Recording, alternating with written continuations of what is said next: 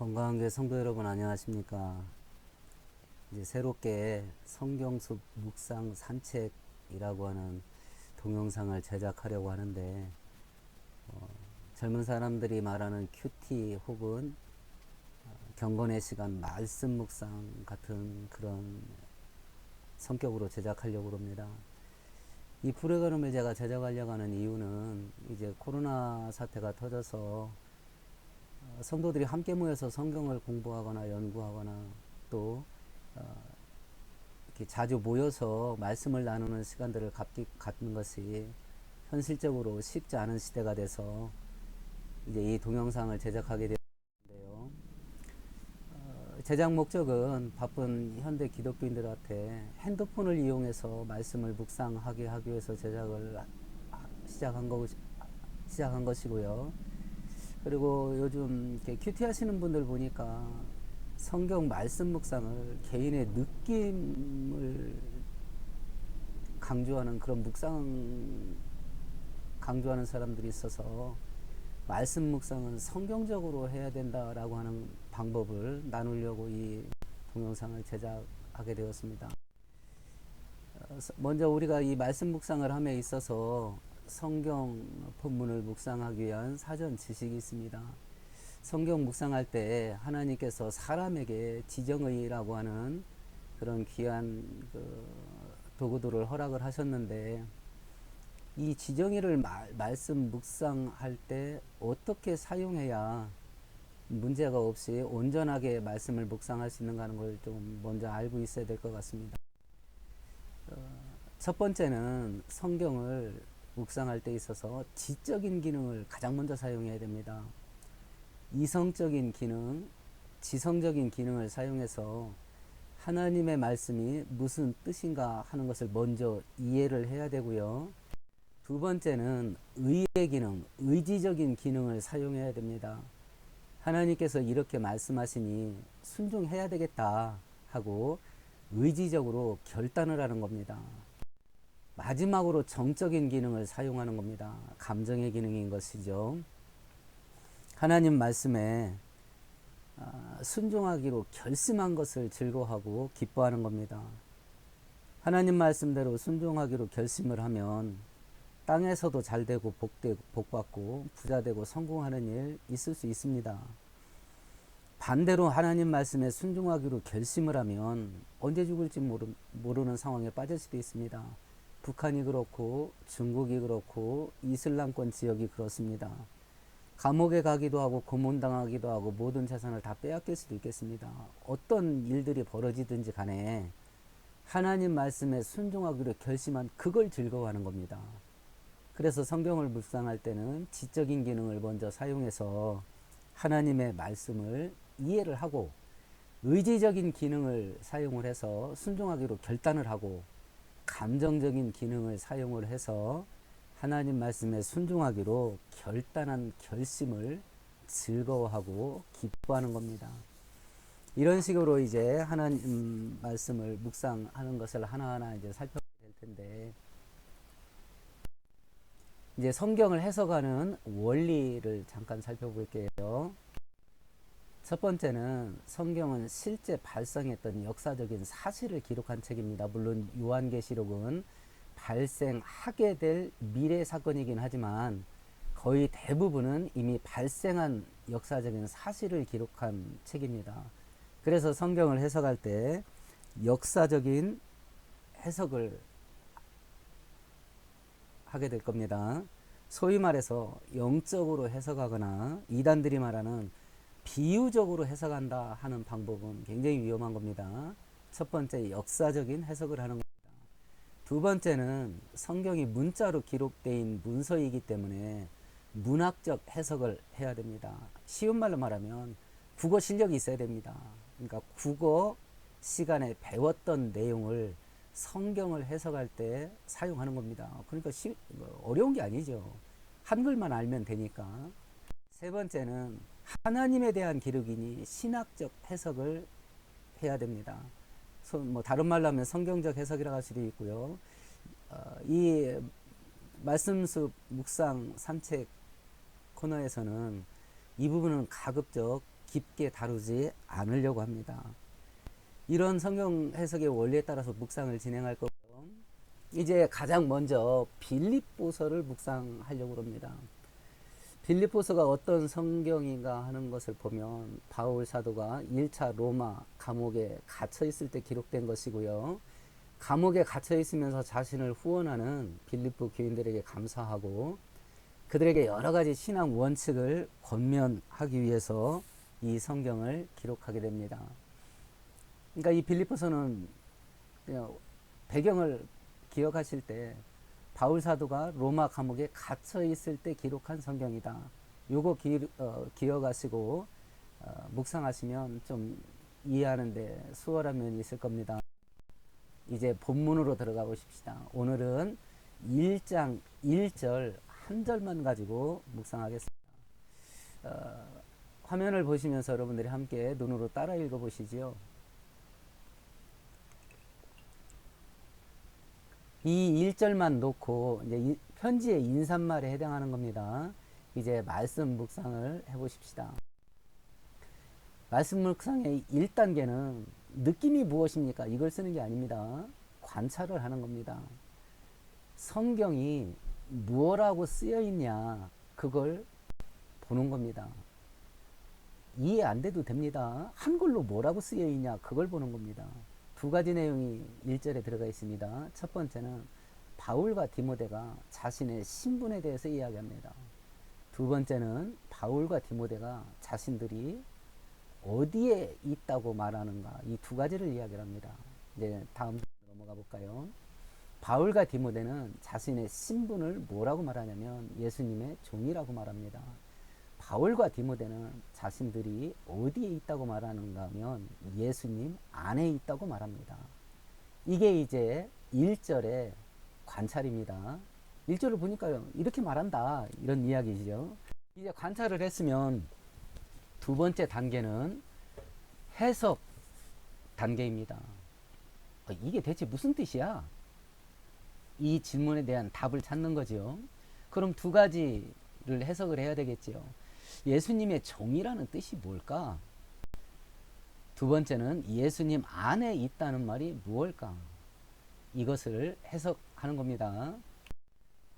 먼저 예수님의 종이라는 뜻이 뭘까라는 걸 해석해 보십시다.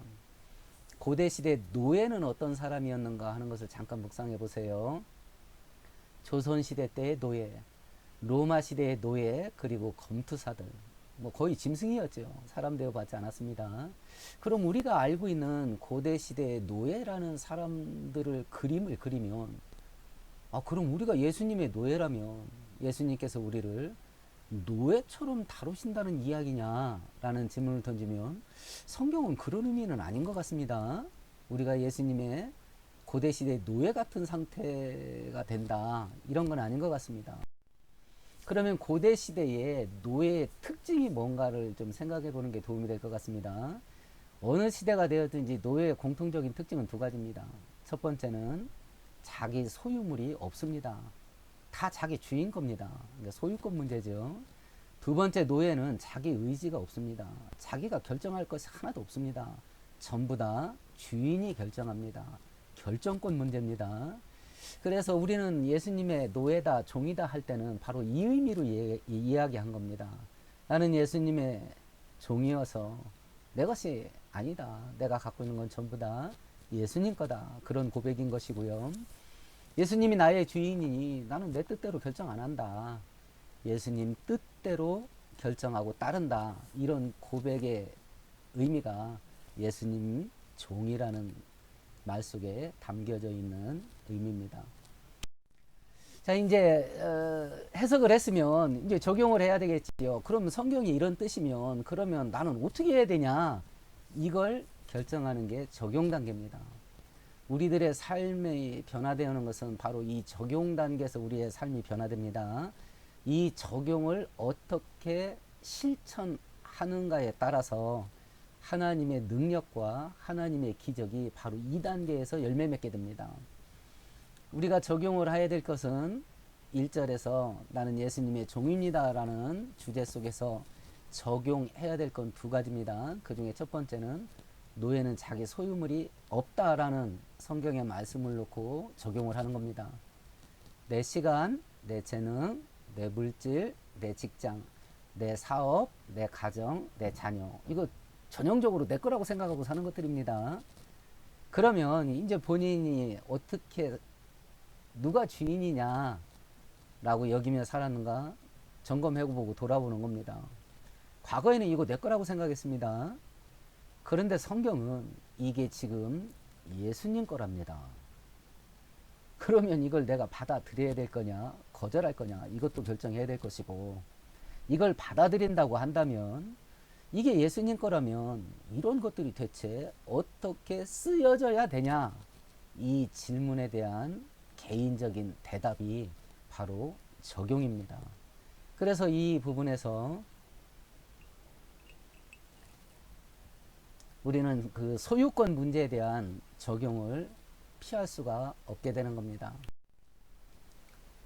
내 시간, 내 재능, 내 물질을 두 번째 우리가 적용해야 될 것은, 노예는 자기 의지가 없다, 자기 결정권이 없다는 사안입니다. 주인이 다 결정을 합니다. 그러면 내 시간, 내 재능, 내 물질을 사용할 결정을 누가 하는가? 내가 하는 건가? 예수님이 하는 건가? 내가 어떤 선택을 하고 어떤 결정을 할 때 그 결정을 누가 내리는가? 내가 하는가? 예수님이 하는가? 이 질문에 대한 대답이 적용입니다. 소유권 문제, 결정권 문제입니다.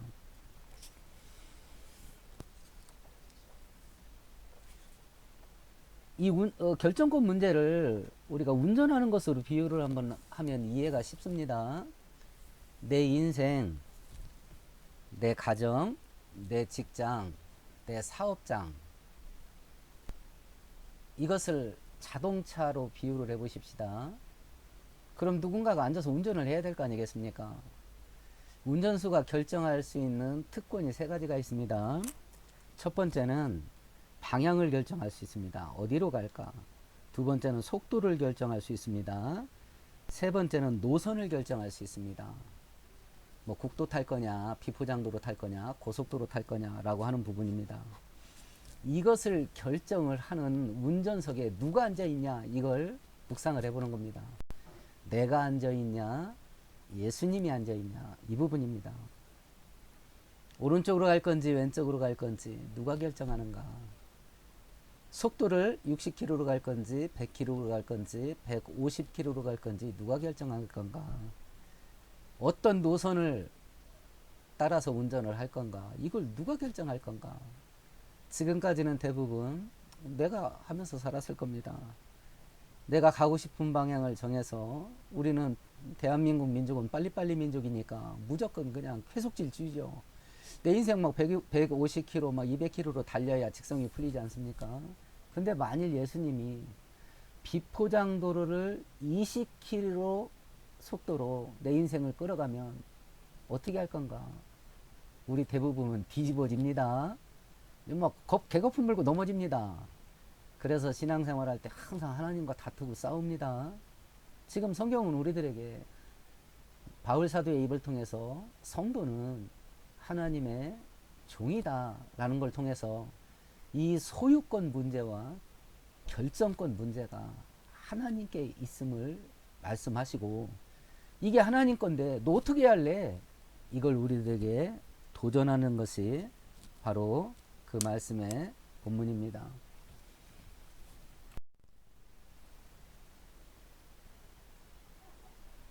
주인 대신 예수님이 이런 것들을 결정을 하신다면 나는 어떻게 살아야 하는가? 이 질문에 대한 개인적인 대답이 바로 적용이 되는데, 나는 성경대로 못 살겠다, 나는 내 인생은 내가 살아야 되겠다 라고 결정을 할 수도 있겠습니다.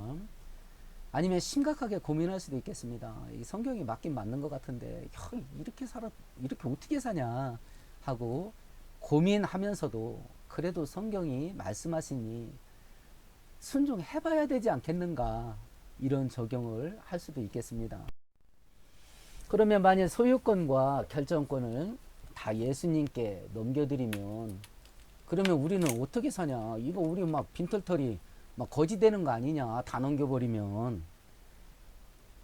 이것을 하나님께 넘겨드릴 때 우리 인생이 어떻게 되는지 성경은 이렇게 말합니다.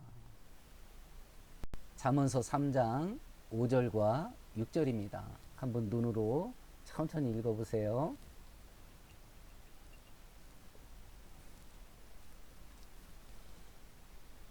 내 인생을 하나님께 맡기면 하나님께서 우리 인생을 인도하시는 거지요. 하나님이 내 인생을 살아주신답니다. 대박 아닙니까? 만일 삼성 그룹 재무관리팀이 여러분 재산 굴려준다고 하면 어떻게 하실래요? 과부 땡빛이라도 빚 얻어다가 맡기지 않겠습니까? 우리 한국에서 최고로 돈 잘 굴리는 사람들이 내 돈 굴려주겠다는데, 근데 그런 일은 해도 전능하신 하나님이 네 인생 나한테 맡겨라, 내가 살아줄게, 이러면 뭐 콧방귀도 안 낍니다. 근데 그걸 하면 전능하신 하나님께서 우리 인생을 살아준답니다. 우리 안 죽습니다. 망하지 않습니다. 하나님은 우리를 죽이는 하나님이 아니라 살리시는 하나님입니다. 망하게 하는 하나님이 아니라 흥하게 하실 하나님이에요. 그걸 해주시겠대요. 소유권을 하나님께 맡기면 우리 거지 되냐, 깡통 차고 길거리에 내앉냐? 그렇지 않습니다. 마태복음 6장 31절 33절은 이렇게 말합니다. 한번 마음으로 읽어보세요. 더 주겠답니다. 그래서 하나님을 제대로 믿으면 부자 될 수 있습니다. 우리는 성경대로 살면 부자 될 수 있을까라는 질문 속에 회의를 느껴요. 야, 이 악한 시대에 우리가 성경대로 살면 부자 될 수 있겠나?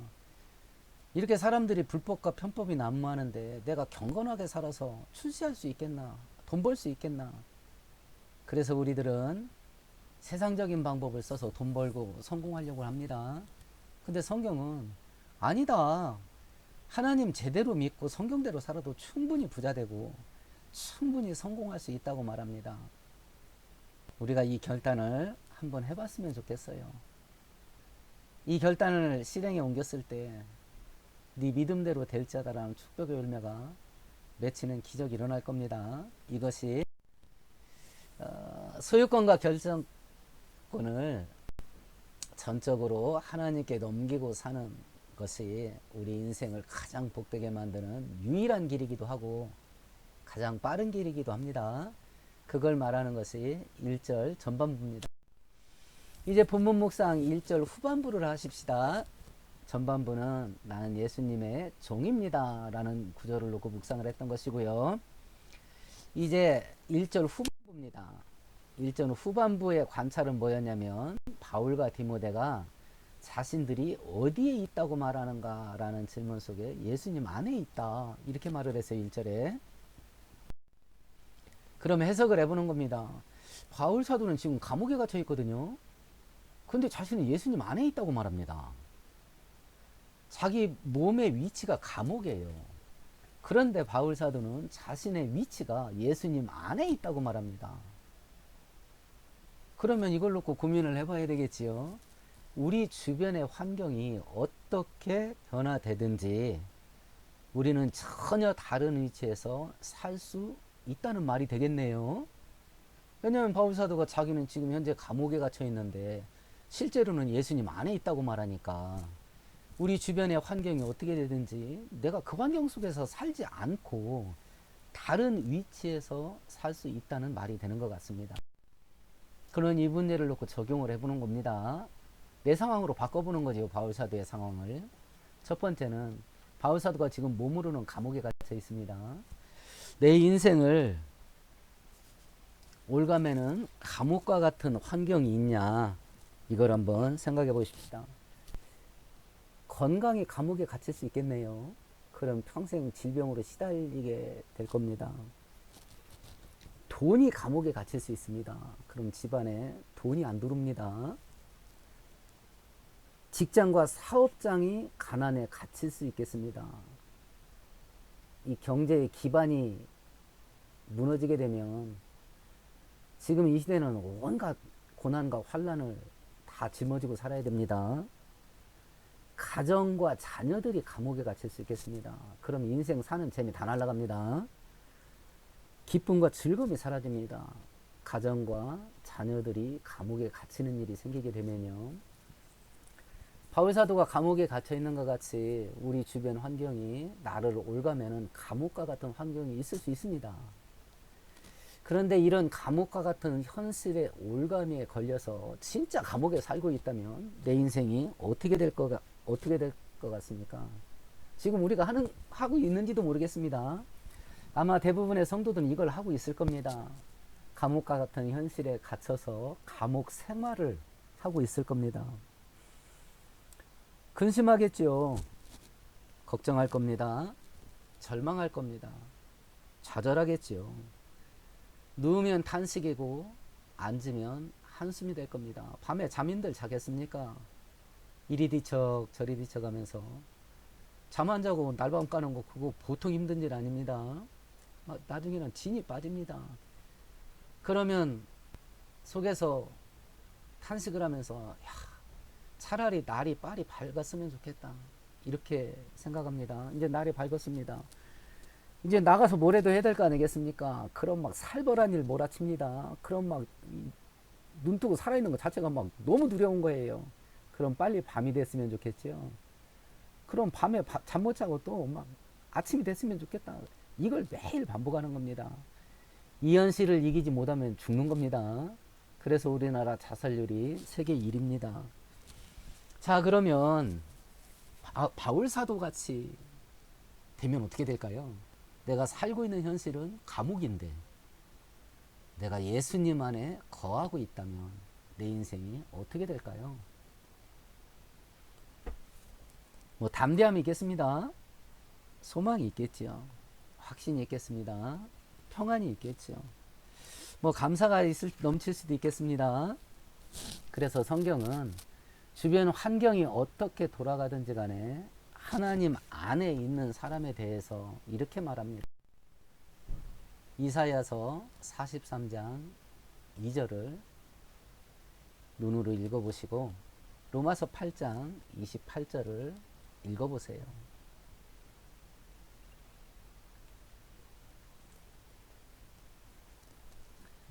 태풍이 와도 우리 침몰하지 않는답니다. 용광로 같은 불이 쏟아져 내려도 우리가 살라지지 않게 하겠답니다. 어떤 악한 일들이 생겨도 모든 것이 합력해서 선한 열매를 거두게 하시겠답니다. 그래서 죽으나 사나 하나님 믿어야 됩니다. 그래서 죽으나 사나 하나님 붙잡아야 될 이유가 바로 여기 있는 겁니다. 이것이 바울 사도가 감옥에 있으면서 나는 예수 안에 있다라는 구조를 놓고 묵상할 때에 성경께서 우리를 인도하시는 은혜 물결의 흐름이에요. 자, 이제 빌립보서 1장 1절을 놓고 묵상에 종합을 해보십시다. 첫 번째는 나는 누구인가를 바로 알아야 됩니다. 모든 그리스도인은 예수님의 종입니다. 자기 소유물 없습니다. 자기 결정권 없습니다. 예수께서 주관하십니다. 야, 그럼 이걸 날마다 어떻게 실천하면서 사냐? 목사님 저도 이걸 연습해 보는데 쉽지는 않습니다. 근데 이것이 훈련이 돼야 됩니다. 어떤 상황에 부딪히든지 예수님이라면 이 상황에서 어떻게 하셨을까라는 것을 묵상하고 하나님이 인도해 주세요 라고 기도하는 것이 습관화되어야 됩니다. 그러면 많이 신앙이 깊어집니다. 세 번째는 바울사도가 감옥에 갇혀 있으면서도 나는 예수 안에 있다 라고 말한 그 구절을 놓고 내 주변 환경이 아무리 험악한 환경일지라도 나는 예수 안에 거한다. 이걸 결단을 할 때 마음의 중심이 하나님이어야 됩니다. 마귀와 세상은 우리를 끊임없이 주변 환경을 보게 만듭니다. 그러면 믿음 무너집니다. 주변이 어떻게 돌아가든지 우리는 끝까지 하나님만 바라봅니다. 하나님은 전능하셔서 불가능한 게 없어요. 그 전능하신 하나님이 나한테 은혜 주면 기적이 일어납니다. 이건 영적인 싸움이에요. 마귀와 세상은 끊임없이 환경 보고 좌절하게 만들고 하나님은 눈을 들어 하나님을 보고 소망을 가지라 하고, 이 영적 전쟁입니다. 여기서 이겨야 됩니다. 뭐 하루아침에 단칼에 승리할 수는 없겠습니다만, 이렇게 말씀을 붙잡고 한 걸음 한 걸음 나가는 것이 묵상 시간인 것이고, 제가 하는 것이 정답은 아닙니다만 평신도들이 국어 실력만 가지고 하나님의 말씀을 분석을 하면서 한글을 분석하는 거지요. 분석을 하면서 가장 성경적으로 나의 삶을 바꾸어가는 과정을 제가 설명을 했습니다. 이게 정답은 아닙니다. 그런데 성도들을 가르쳐봐도 그리 어려운 방법은 아닌 것 같습니다. 이런 방법으로 하루하루 말씀 묵상을 따라가다 보면 보이지 않는 하나님과 말씀을 통해서 동행하는 삶이 뭔지를 경험하고 체험하기 시작할 겁니다. 그럼 신앙생활하는 기쁨이 얼마나 큰지 우리들도 체험할 수 있겠습니다. 이제 앞으로 이런 식으로 생각 같아서는 새벽 기도하는 것처럼 매일 이 동영상을 제작해서 유튜브에 띄웠으면 좋겠는데, 제가 오늘 하루 이 작업을 하다 보니까 점심 먹고 시작했는데 한 3시간 넘게 걸리는 것 같아요. 그리고 제가 컴퓨터 다루는데 익숙하지 못해서 시간이 더 걸리는 것 같습니다. 매일 올렸으면 좋겠는데 하여튼 형평 닿는 대로 최소한 하루 걸러 한 번씩이라도 올리려고 합니다. 그러니까 여러분께서 유튜브 서병호 TV 들어오셔서 뭐 빌립보서를 검색을 하든지 아니면 말씀 묵상을 검색하셔서 빌립보서 말씀 묵상을 시청해 주시면 좋겠고요. 나는 사람들이 유튜브 볼 때 왜 자꾸 구독, 좋아요 눌러달라고 하는지 귀찮게 왜 이렇게 누르라고 하냐. 근데 제가 만들어 보니까 이해가 됩니다. 구독, 좋아요 좀 팍팍 눌러주시고요. 만약 은혜가 된다면 믿음이 흔들리는 주변에 다른 그리스도인들에게 링크해 주셔서 또 말씀 안에서 다시 신앙이 회복될 수 있게 서로 도우시면 좋겠어요. 제가 컴퓨터도 익숙하지 못하고 첫 동영상을 만들다 보니까 이게 좋은지 나쁜지 모르겠습니다. 그러니까 여러분들이 좀 저한테 건의사항을 좀 줬으면 좋겠습니다. 길다, 짧다, 혹은 어렵다, 뭐 그런 대로 이해할 만하다, 뭐 도움 된다, 도움 안 된다, 영상이 흐리다, 소리가 안 들린다, 뭐가 됐든지요. 카톡으로 저한테 의견을 주시면 제가 할 수 있는 한 수렴을 해서 이 방송 상황도 가장 좋은 상태로 바꾸어서 이렇게 제가 제작하도록 노력하겠습니다. 오늘 귀한 시간에 동참해 주셔서 감사하고요. 이 말씀이 우리를 살리는 말씀 될 수 있게 되기를 주의 이름으로 바랄게요. 고맙습니다.